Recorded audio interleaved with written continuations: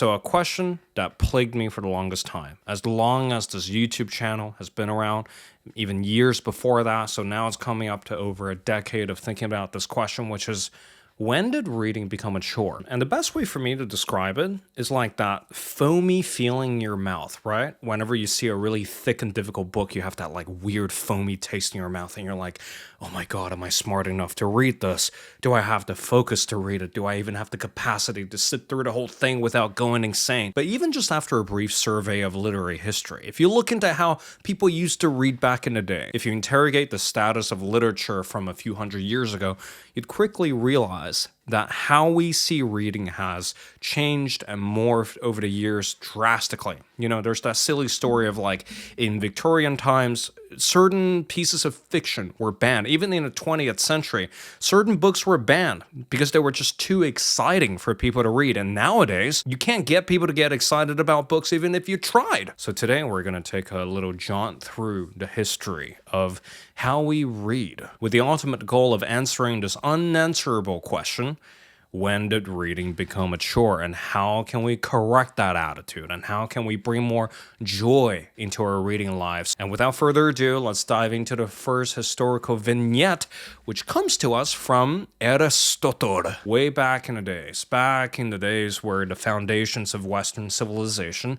was still being built, there was a guy named Aristotle. And basically what happened was, you know, in ancient Greek culture, literature wasn't just something that you sit around and you read. You know, you could. More often than not, you're going to be forced into a public forum where you're going to see a bunch of playwrights getting wine drunk, and all of these playwrights are going to compete for your attention. And of course, from this entire composition culture, we've inherited certain plays like the Theban plays by Sophocles. And Aristotle was not like any other boys. Instead of getting wine drunk with everyone else, instead of just getting swept up in the entire composition culture, he decided to sit back, observe everything, and come up with a theory for how these plays work. And all his conclusions and distilled insights were compiled into this book called Poetics by Aristotle. And the main idea in this book, alongside many other great observations on how poems and plays are composed, the main idea is that literature is supposed to be about characters and their actions. If you study first-year theater, you're probably very familiar with the term called tragedy. So a tragedy is basically a staged play where something terrible happens to a person, and you as the audience, you're supposed to identify with the person, thinking to yourself, you know, that person could be me, so that when I eventually encounter those terrible things, I won't make the same mistakes as this person on stage. So this identification process with characters and their actions on the stage produces a kind of catharsis. And this is the same feeling that you get after watching a really good movie, like something like Shawshank Redemption, right? Certain emotional burdens were alleviated, and that's why we feel so damn good after watching a really inspiring movie. And even after a few days since you've watched a film, you're probably still thinking about that movie if it's really good. And it's that thinking process alongside this emotional catharsis that educates the viewer's emotions through a combination of drama and dialogue. A film, a play, or a novel is able to reach deep inside you. It's able to bypass all your logical defenses and to educate your emotions directly. And this, for Aristotle, was one of the main features of literature. It is supposed to reach deep inside you. It is supposed to educate your morals and emotions through an indirect way. It is supposed to put you onto the stage indirectly so that you too can develop these defenses and strategies for dealing with life's problems while living like an upright citizen. But now let's move on to another person named Sir Philip Sidney. This guy is the kind of person who we're all gonna end up hating, because they're just one of those really annoying people who's good at everything. He was an Elizabethan scholar, he was a poet, he was a soldier, and above all, he had some really interesting things to say about literature. Around the 1580s, he wrote this essay called An Apology for Poetry, and no, poetry's not a dog. And this apology wasn't him apologizing for his dog named Poetry for making a mess in the kitchen. But the main argument in this essay was that literature, as well as poetry, is supposed to delight the reader as well as educate him. If Aristotle's tragedy is a really depressing movie, then Sir Philip Sidney is advocating for you to play a fun video game. And through this video game, you learn everything about friendship, camaraderie, and all the brilliant things that you might learn from a Call of Duty game. What makes literature so special is that it both delights and instructs, unlike something like a philosophy book where it's just instruction all the way through. God, is tedious to read, but it promises a moral uplift. But for literature, there's also the added dimension of like, you need to enjoy this thing before you can take any moral lessons away from it. And the genius of this idea is that it still lives on, right? We still view literature as part entertainment and part moral education. You don't crack open a 1,000-page book expecting it all just to be, great lofty lessons. You also expect that it's gonna be a great story. So next time when you're scratching your head over a kind of a boring piece of literature, remember, you should also be delighted when you're reading a piece of literature. And in fact, literature is literature precisely because it both delights and instructs. Moving on to the next key figure, we have history's favorite doctor. No, he's not a medical doctor, but he's a doctor of the English language named Samuel Johnson. Now, in order for us to see the real significance of Dr. Johnson's works, it's important to tune back into the cultural atmosphere of the time. Sometimes nowadays we see these big books like Dostoevsky as stuffy books, right? God, War and Peace is gonna take me years to read. God, how am I ever gonna get through that entire book? But around Dr. Johnson's time, around the 1700s, those stuffy books were mainly religious texts, like the Bible. These texts demanded serious scholarship the same way literature does today. It demanded these experts to sit down, spend hours copying down passages and another 3 hours writing down an exegesis for it. Whereas literature didn't really occupy such a serious role in scholarship until Dr. Johnson came along. He basically asked the question, we hunch over the Bible for a few hours every day to try to make sense out of it. Why can't we do the same for literature? Why shouldn't we hunch over Hamlet, for example, for a few hours to mine out all the amazing lessons from the play? And the idea essentially says that, hey, we should treat literature as a legitimate field of study, because this stuff also has these really complex layers of emotions and human behavior that can be subjected to analysis, and we can write about it. And this sentiment right here was quickly adopted by the Romantics around the 1800s, which kicked off the next chapter of the evolution of the ways that we read or treat literature. You've probably heard of these two Romantics before. Wordsworth and Coleridge took this idea so seriously that they both started coming up with their own theories of literature, and they started coming up with their own theories of how poems should be composed. So Wordsworth, around the 1800s, had this idea in his preface to the lyrical ballads that poetry should not be artificially heightened.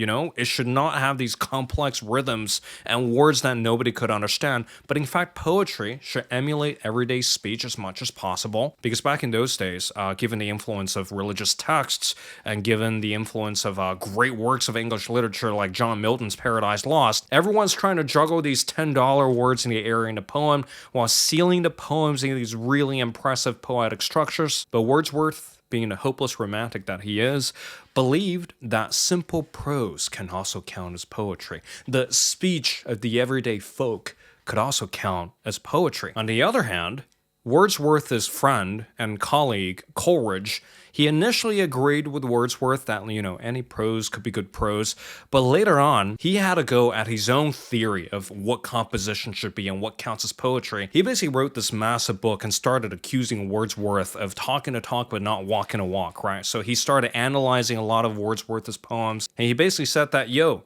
said that you want to write with everyday prose, but a lot of your best poems, they weren't composed out of everyday prose. They are in fact very complicated.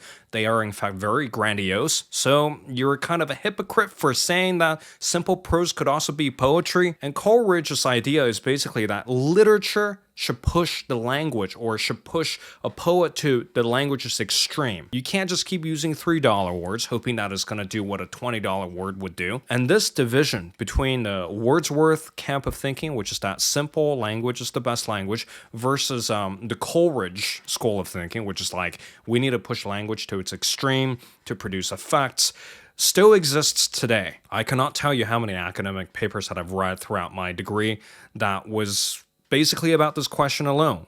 Is complicated language a precondition for literature writing? And a broader question is, what the hell is literature? What even counts as literature, right? Can a movie script be considered literature given that a lot of it is comprised out of everyday language for the movie to make sense on the screen? Is that considered literature? Or does it have to be this consecrated piece of beautiful art for us to call it literature? So these debates started springing up, and of course other romantics also had their own ideas about what literature is supposed to do. So let's take a brief interlude and getting to an interesting idea that Shelley and Keats both had about literature. So let's start with Shelley. So in his 1821, A Defense of Poetry, he believed that literature and poetry should strip the veil of familiarity from the world and compel us to feel that which we perceive and to imagine that which we know. In other words, for a romantic around the 1800s, poetry should be separated from reality. So literature should offer you a temporary escape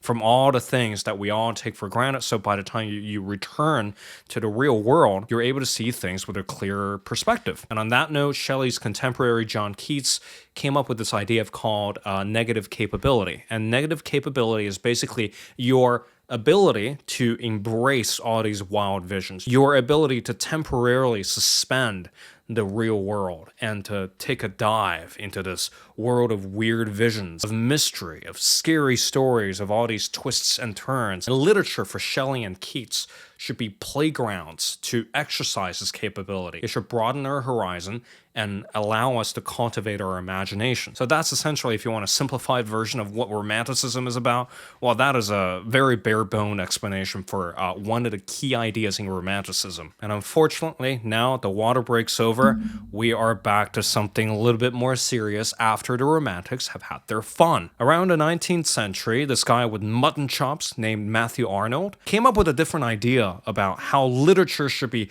read and treated. For context, as Matthew Arnold was writing this kind of stuff, this is like after the European Enlightenment, and this is after kind of like science and industrialization was already on the way. So the middle class was going through a lot of kind of moral confusion, right? So what does technology mean for the existence of a god? Should we even go to church, given that there's not a lot of social structures to enforce going to the church? And this guy with the mutton chops was very, very worried that without some kind of moral framework, that the entire society is basically going to collapse. So he came up with this idea of educating people's morals through literature.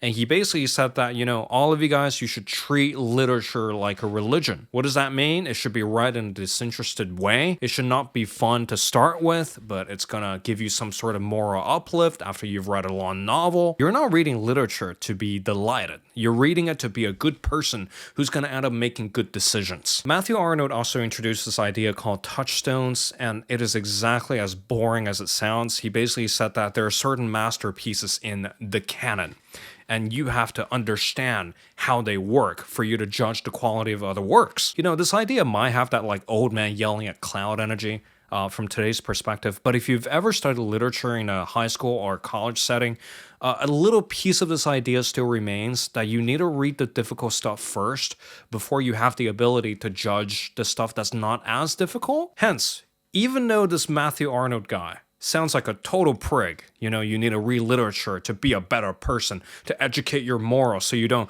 turn into a Philistine. These ideas and instincts, they still exist in the seminar rooms of an English degree. And it's a double-edged sword, right? On the one hand, it's very restrictive, it's very serious, takes the fun out of literature. But if we're honest with ourselves, that sense of accomplishment that you feel after digging through a really long and very substantial novel, packed full of great lessons about life and human behavior, you're going to feel this kind of moral uplift, right? You're going to feel like your morals were educated. And whenever you get that idea in your chest, that's Matthew Arnold speaking through you, right? Speaking to you through history. And this idea of reading literature in a disinterested way eventually paved the way to how we study literature nowadays in universities. And this basically sealed our attitude towards literature nowadays, which a lot of people on the internet, including myself, were trying to correct this attitude. So around the first half of the 20th century, which is the 1900s, an explosions of new ideas started arriving on the scene, because around this time, the English degree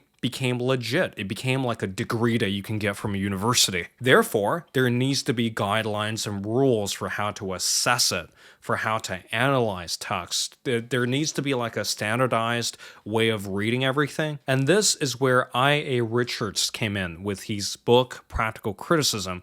And this book essentially laid out some of the foundational works for the practice called close reading, which is what every first-year literature student learns to do before they even read their first novel. Essentially, if you were to walk into a literature seminar today in the 1920s, I.A. Richards would probably give you a passage isolated from its context, isolated from its history, and he would get you to read that passage again and again and to appreciate the inherent language structure of it. And that's the whole idea of close reading. You get as close as you can to it so you can extract all the meaning out of it. And if you are studying literature at university, your first few seminars, your professors would probably give you certain excerpts for you to take home and analyze, for you to write maybe 600 words on this one single paragraph from a novel. And this attitude towards close reading also impacts people who do not study literature at universities, right? So there's this idea that there's a standard of analysis that you need to reach. If you don't reach this college level of analysis, then you're too stupid to understand literature. So long story short, from the 20th century, literature was formalized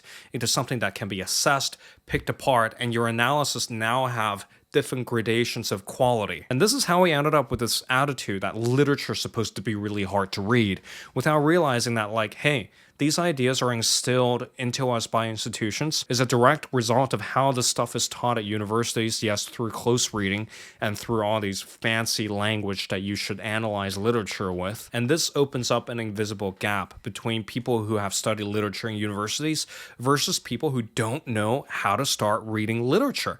And this gap is what I'm trying to bridge with every one of my videos. Yes, I was lucky enough to get a degree, so here I am through these videos trying to give you everything I've learned from my degree so that you too can access these higher levels of analyses, or even better, you can learn to reject these analyses and to take literature as it is. It's supposed to educate you through having fun. It's supposed to delight as well as instill certain important lessons within you. And hopefully through this entire historical overview, you're able to see that the attitude that we have towards reading right now, it shouldn't be taken as a default. And some of us with English degrees, sometimes we actually need to unlearn a lot of this conditioning from universities. We need to unlearn all the stuff to learn to enjoy reading again. And that's the whole point of this video, is to try to show you, if you're afraid of literature, and that fear probably came from one of these ways of viewing literature. You probably have a way of viewing literature that's not that productive, that probably paralyzes you from ever reading the first page of a novel that you want to read. And a takeaway here is that yes, universities are going to continue to make people feel bad by teaching close reading and, poo-pooing people who don't know how to close read. But us, when we're on the ground, when we're trying to read new books, it is completely unnecessary to play into that entire narrative of like, I need to be educated enough to read this kind of stuff. No, you learn through reading. And sometimes the best way to do it is just to get started. Is just keep watching my videos. I'm going to share more lessons every week on how you could get deeper into this wonderful world of letters. And speaking of which, I'm going to keep this outro nice and short. If there's certain points that you've missed in this video, check out the written version so you can highlight certain quotes that you like from this video. So you can subscribe to the newsletter, and I'll see you next week for the newsletter launch. I'm super excited, but for now, that's the end of this week's video. Robin Waldun here. Hope that you've been having a great week so far. Take care.